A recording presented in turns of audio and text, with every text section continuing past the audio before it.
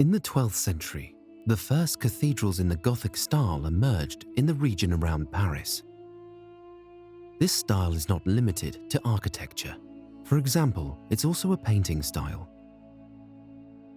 But today, we are going to talk about Gothic sculpture, in earlier forms, and how they evolved. This is the cathedral at Chartres. On its facade, it displays some of the earliest Gothic sculptures.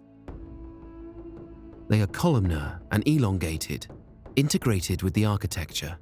Their expressions are solemn, with maybe a hint of emotion.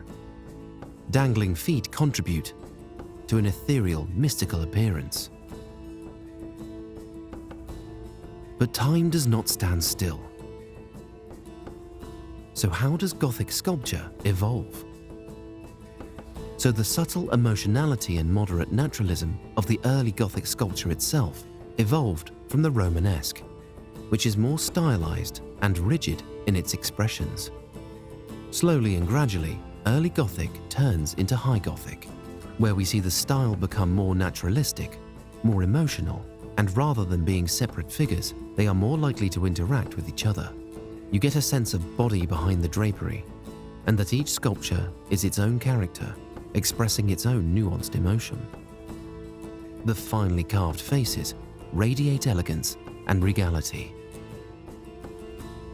Again, the trend continues.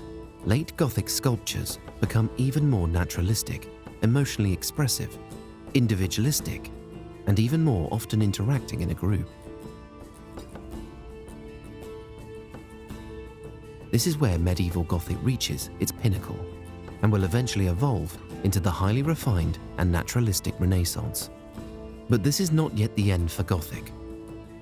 For decades around the year 1500, late Gothic experienced a final but incredible blossoming. Increasingly, guilds of sculptors and painters produced not only for the church, but also for the so-called private devotion. These sculptures were seen as intermediary between heaven and earth. The cults of Saint Anne and the Madonna were particularly popular at the time. Eventually though, due to the emergence of the Renaissance and the Protestant Reformation, medieval Gothic would die down over the course of the 16th century.